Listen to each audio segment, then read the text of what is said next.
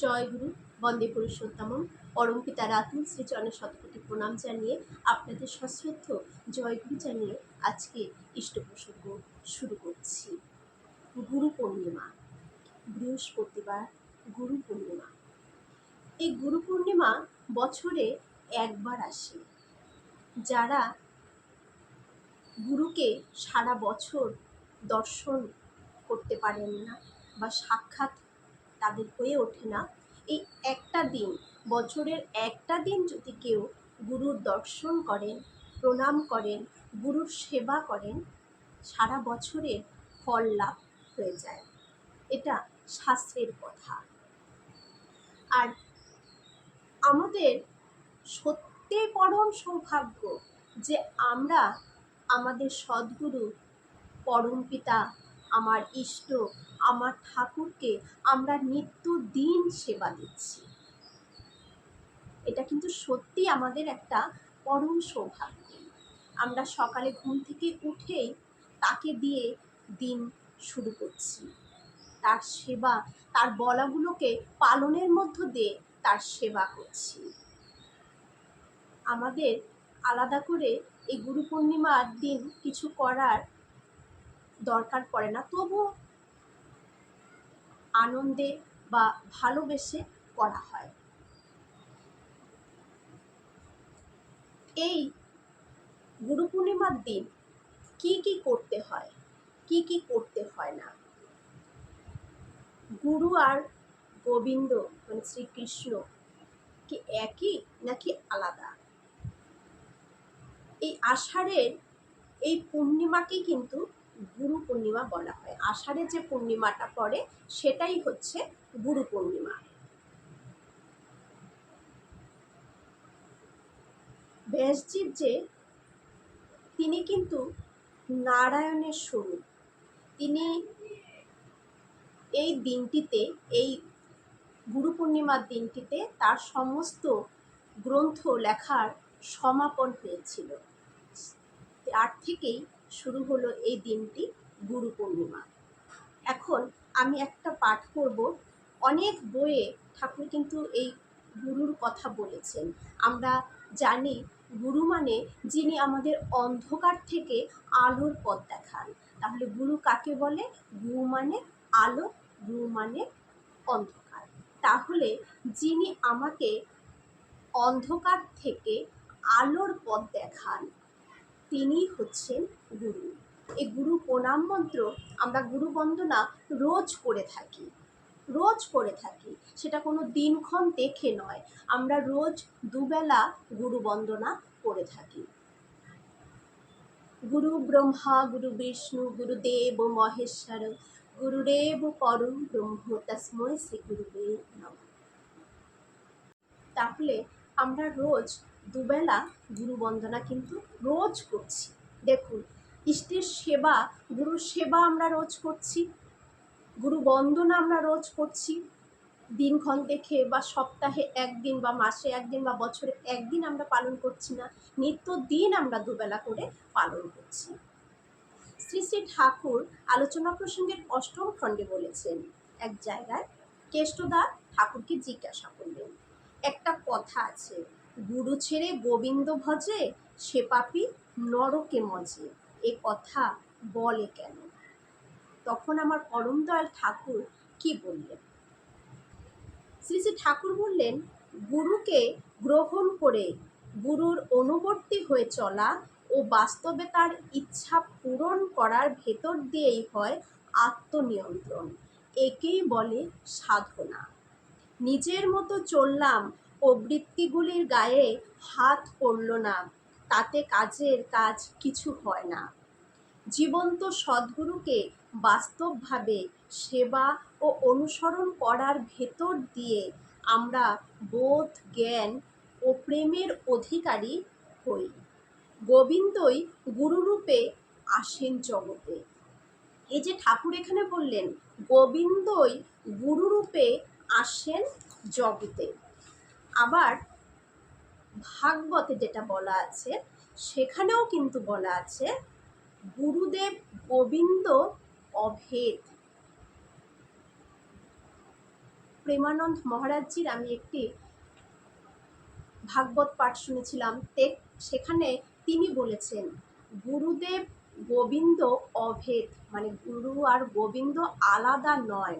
আবার ঠাকুর সত্যানুসরণ গ্রন্থে আমাদের বলে গেছে গুরুই ভগবানের সাকার মূর্তি, গুরুই হচ্ছে ভগবানের সাকার মূর্তি, আলাদা নয়। তিনি ভগবান যিনি গুরু হয়ে আসেন। গুরুকে ধরে চলা মানে আমরা ঈশ্বরের কাছে পৌঁছে যাব।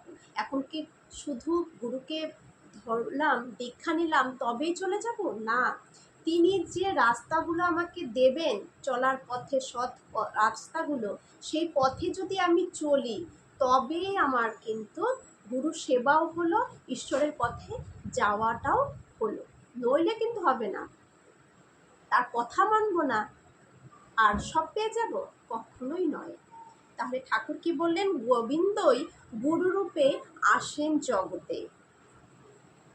অস্খলিত অনুরাগ, প্রীতি মুখর সেবা, এর ভেতর দিয়ে যখন আমরা তার ভেতর গোবিন্দকে অবলোকন করি তখনই হয় গোবিন্দ প্রাপ্তি। দেখুন, ঠাকুর দীক্ষা নিলাম, ঠাকুরের পুজো দিচ্ছি, ঠাকুরের সৎসঙ্গে যাচ্ছি, মাতৃ সম্মেলন করছি, সব করছি, কিন্তু যতক্ষণ পর্যন্ত তার প্রতি আমার অস্খলিত অনুরাগ না জন্মাবে, মানে কোনো অবস্থাতেই তার থেকে আমার ভালোবাসাটা খুলে পড়বে না, মানে ছিঁড়ে যাবে না, সরে যাবে না। প্রীতি মুখর সেবা, তার জন্য যতটুকু করব ততটুকুর ভেতরে এতটা ভালোবাসা থাকবে, ভালোবেসে আনন্দের সাথে যখনই করব, এই ভাবগুলো যখন আমার ইষ্টের সাথে তৈরি হয়ে যাবে না, তখনই আমরা আমার ইষ্ট বা আমার গুরুর মধ্যে কিন্তু আমি গোবিন্দকে দেখতে পারবো। নইলে কিন্তু ওই ফটোই থেকে যাবে। গুরু আর গোবিন্দ যে অভেদ, গুরুই যে ভগবানের সাকার মূর্তি, গোবিন্দই যে গুরুরূপে আসেন জগতে, এই কথাগুলো কখনোই আমার বিশ্বাসও হবে না, আমার চোখ দিয়ে আমি দেখতেও পারবো না, বুঝতেও পারবো না, অনুভবও করতে পারবো না। তাই তার প্রতি, গুরুর প্রতি অস্খলিত ভালোবাসা আর প্রীতিমুখর সেবার ভেতর দিয়েই আমরা গোবিন্দকে দেখতে পারি, অবলোকন করি, তখনই হয় গোবিন্দ প্রাপ্তি। সমস্ত জীবনটাই তখন ভাগবতভাবে পরিবর্তিত ও বিভূতি সমন্বিত হয়ে ওঠে। ভাবের ঘোরে একটু নেচে কেঁদে সব শেষ হয়ে যায় না, তার প্রতিটি নিঃশ্বাস ইষ্ট প্রতিষ্ঠায় ব্যয়িত হয়। তার প্রত্যেকটা নিঃশ্বাসের মধ্য দিয়ে তখন যে ইষ্টকে কিভাবে প্রতিষ্ঠা করা যাবে, আমার জীবনে আমার চলা বলা করার মধ্য দিয়ে কিভাবে তাকে প্রতিষ্ঠা করা যাবে, এই মনোভাব তার ভেতরে সর্বদা থাকবে যখন সে গুরুর ভেতরে গোবিন্দকে অবলোকন করতে পারবে। এখন এই গুরু পূর্ণিমার দিন বিশেষ যেটা করণীয় সেটা হচ্ছে গুরুজিকে দর্শন করতে হয়। আমরা রোজ দর্শন করছি, গুরুজিকে দর্শন মাত্রই সব সেবা হয়ে যায়। একদিন সাক্ষাৎ পূজন করতে হয়, পত্র পুষ্প ওনাকে চরণ পথে সমর্পণ করতে হয়, ওনার বলাগুলোকে মধ্যে থাকতে হয়। তিনি যা যা বলেছেন, যা ভাবে চলতে বলেছেন, যা করতে বলেছেন, সেইভাবে চলার মধ্য দিয়ে কিন্তু এই গুরু সেবা সার্থকতা হবে। সেটা যদি সারা বছর কারো না হয়, কেউ যদি না করে, একটা দিন যদি ঠিক ঠাকুরের বিধানে চলে, তবেও তার কিছু প্রাপ্তি হয়। এই আষাঢ়ের যে পূর্ণিমা, সেই পূর্ণিমাটাই হচ্ছে গুরু পূর্ণিমা। তাহলে আমরা এই গুরু পূর্ণিমার দিন আমরা তো রোজ করছি, আর যারা করছেন না বা যারা আমাদের ঠাকুরের দীক্ষিত নন, তারাও এই দিনটিতে সবাই গুরুকে দর্শন করবেন, বাড়িতে গুরু পুজো করবেন, যার যেমন ইচ্ছে। আমরাও আমাদের ঠাকুরকে কালকে যার মনে চাইবে যে কিছু দিন, তারাও দিতে পারেন, কোনো অসুবিধে নেই। কারণ সেদিন আমার গুরুদেবকে আমি স্পেশালভাবে একটু পুজো করতেই পারি, আমরা রোজই স্পেশালভাবে তাকে করি, কিন্তু সেদিন আর একটু করতেই পারি ভালোবেসে তাকে, তাই না? তাই কিন্তু সব থেকে বড় কথা, তিনি যা যা বলেছেন চেষ্টা করবেন সেদিন ঠিক তাই তাই করতে। আর সেদিন গুরু পূর্ণিমার দিন সবাই নিরামিষ খাবার চেষ্টা করবেন, কারণ গুরু গোবিন্দ তো একজনই, তারা কিন্তু নিরামিষ আহারের কথাই বলেছেন। তাহলে সেদিনটা পালন করি, তার কথাটা সেদিন, ওনাদের কথাটা রেখে আমার জীবনকে আমি সার্থক করি, গুরুকে সমর্পণ করে যদি দেই সেদিনটা, তাহলে তার মুখে হাসি ফোটাই যে আজকের দিন আমি নিরামিষ আহার গ্রহণ করেছি। সেটা সবাই করবেন, আমিষ আহার গ্রহণ করবেন না, আর আগে পিতা মাতাকে প্রণাম করবেন। এটাও দেখুন আমাদের নিত্যদিন, ইষ্টভীতির পর পিতা মাতাকে কিছু দেবার, পিতা মাতাকে প্রণাম করবার ঠাকুর কিন্তু বলেছেন আমাদের রোজকার এটা। আর সেখানে এই গুরু পূর্ণিমার দিন যারা করেন না, তারা সেদিন প্রণাম করবেন, কিছু দেবেন। আর ভুল করেও কোনো গুরুজনদের সেদিন, গুরুজনদের সাথে খারাপ ব্যবহার করবেন না।